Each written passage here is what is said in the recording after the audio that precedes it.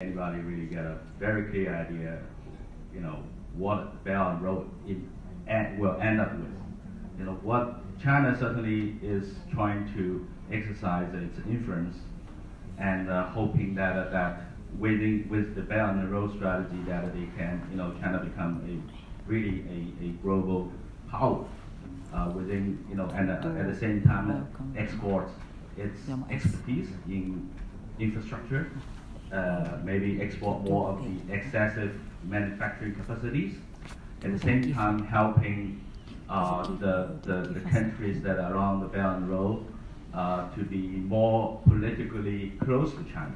I think that is a bigger picture strategically for the Chinese government. But when we look at it, I think we put it into two perspectives because we are facing different, to this audience. That one is the business opportunities. Where are the opportunities that will be benefit from this and the Belt and Road initiatives? And certainly that it's not only an initiative. The government, Chinese government, actually is putting lots of resources, lots of capital to support its initiative. We're seeing that they are building, high-speed rail. Hopefully, that if they are allowed to build, they will build all 70 countries probably. They wanted to be more influential in those cities, and they want to help those countries to grow. And in exchange, probably, they'll be more politically close to China, as well as become another economic power that, to prosper together with China. So when we look at the business opportunity, I think really looking into, there are good examples that, how infrastructure has reshaped Chinese economy, like how the high-speed rail benefiting different provinces, different cities, different industries. I think that could be a good example when we look at investment, business opportunities along those countries. And e-commerce, certainly, we see there's China probably is already leading the world in the sector. How Alibaba is already investing heavily in Malaysia, Indonesia, and how that, you probably as a manufacturer, how you're going to be benefit from this investment, from this trend. Probably you are investing in the mobile payment, whether there will be opportunities for you. On the real estate side, I think logistics probably will be very sexy. I noticed Warburg Pincus is investing quite a lot in this sector already. I think this is probably a quite obvious a sector that benefit from the Belt and Road strategies. So I think that when we look at this, it's more, Alan said all the right points, Dr. Ho as well, the infrastructure, the countries you're familiar with, and the sectors you're familiar with. But in the bigger pictures, we will see how, the bigger picture of a Belt and Road, particularly with huge investment, how are we going to, I use the word tag along, right? So because no one can, benefit. If you're going to benefit the most, probably you're going to benefit from the government's huge investment in infrastructure. And along those investments, in those countries, which sector and which business you're going to benefit the most. I think this probably needs a more analysis, as well as to, it needs to fit into your own business. Because you are, like Kevin said, probably Belt and Road and the initiative, they had a negative impact because of the tax treaty between China and those countries. And Hong Kong is left, outside of it. But with this more detail come out, whether there will be opportunities for Kevin's business. So I think that there's a lot to be analyzed. Totally agree. 2 points to it, if I may. Among these 60-odd countries, I would say we have to consider any political risk for any investment is most important. Because even that time when we were visiting Myanmar, there was fighting at the border.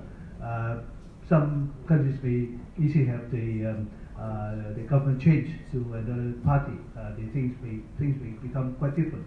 Another aspect I have to mention is that arbitration is one way to settle any dispute. The dispute resolution so important that it has to be written into any contract. You may not prefer to have the dispute to be settled in another country. You may prefer to have the dispute settled in Hong Kong. Some, or in fact most of the mainland entrepreneurs would not have a clause written in the contract so that the dispute will be resolved in another country. They would prefer China mainland. But most countries, I would say, would prefer Hong Kong. Because Hong Kong has a very robust legal system, and we have a very established arbitration system in Hong Kong. Just I mentioned that the results of arbitration are recognized by most of the countries in the world. So all these have to be considered, and also insurance against political risk, something which is not easily done. So this is something we have to look into. Thanks.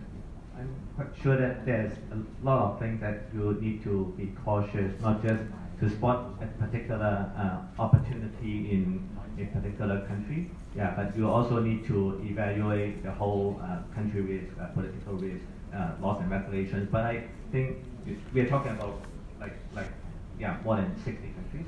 So is that Alan also mentioned that it might be smart to say partner with a local developer, partner with a local partner to have more experience from them.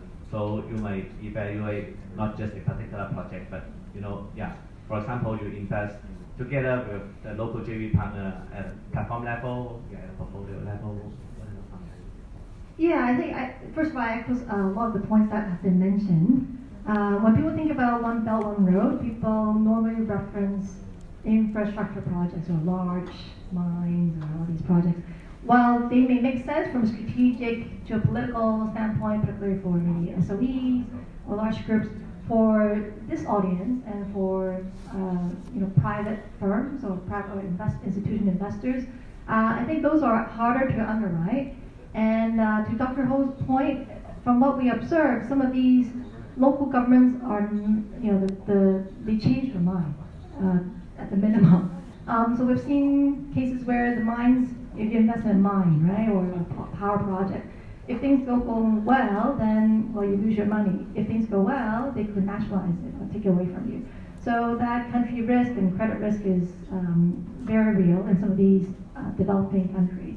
So as a given, on back of this, our approach has been to focus on more market-oriented sectors, such as obviously real estate. You just follow the money. That's how most billionaires and most wealthy affluent families in Asia, they've made 60% of the billionaires have made their money through real estate in Asia. So that's a natural choice. But even beyond real estate, some of the other sectors like TMT, banking, fintech, we think there's huge legs and a lot of opportunities. To your question, Ivan, our approach has been to look for very credible, obviously resourceful partners. Some have been SOEs, for example, with Building Industrial joint venture in Vietnam, with the local government who has a lot of resources. We've also worked with Vingroup, which is the largest listed company in Vietnam, as well as some families in Indonesia. So the partners could be very different. I think every country is different. Indonesia has a deeper bench of families. At the same time, the track record is more mixed, so you've got to be very careful in doing reference checks to verify the reliability of the partner. Whereas Vietnam, because the development whole history is much shorter than Indonesia, there are actually only a few larger groups, and even the prime minister is more accessible, whereas in some of the more mature companies in the region, it's deeper and more complicated. Likewise, for example, Thailand, Philippines, they've gone through a much longer period of development, and as such, they're very strong operators and families that don't need your money. So compared to countries that we have managed to deploy capital, Thailand, Philippines, while they're large economies, they're harder to execute. For some of the other countries, Cambodia, Laos, those are a bit tiny, a bit too early, so probably better for offsites and holidays at this point than for investment. Yeah, future, I'm looking forward to see if there is a credit database like blockchain that Rex has mentioned earlier, that would help us to explore the One Belt One Road market. Yeah, so let's come back to some area closer to us. We're talking about the Greater Bay Area. So what is your any advice, recommendation for us to explore the Greater Bay Area investment? Okay. Well, I just want to add one more point to Alan's about. I think the Hong Kong investors, families, we are very fortunate because we have experienced, have seen what happened in China over the last 30 years.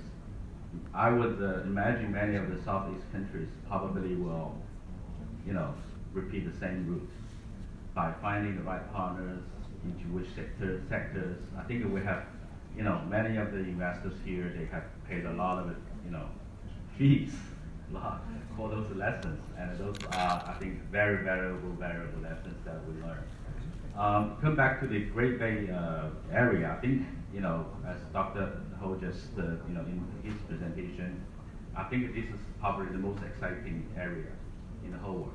Go in the next 10, 20 years. I just mentioned it to some of my friends. This is Wednesday. Monday I was in Shenzhen. Tuesday I was in Shenzhen. I came back for a meeting with Ernst Young yesterday, and I came back for this forum.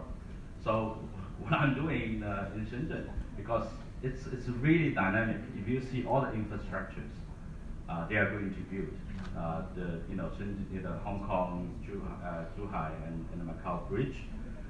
Shenzhen is building another bridge connecting to Zhongshan. You will see all the infrastructure, and the place is so dynamic. When we visit some of the clients, potential partners, say 2 years ago, they probably only have 10, 20 people. But if you now go back, revisit them again, they probably have a lot, 200-300 people working for them. The company grows so fast, the opportunities are very, very, very real.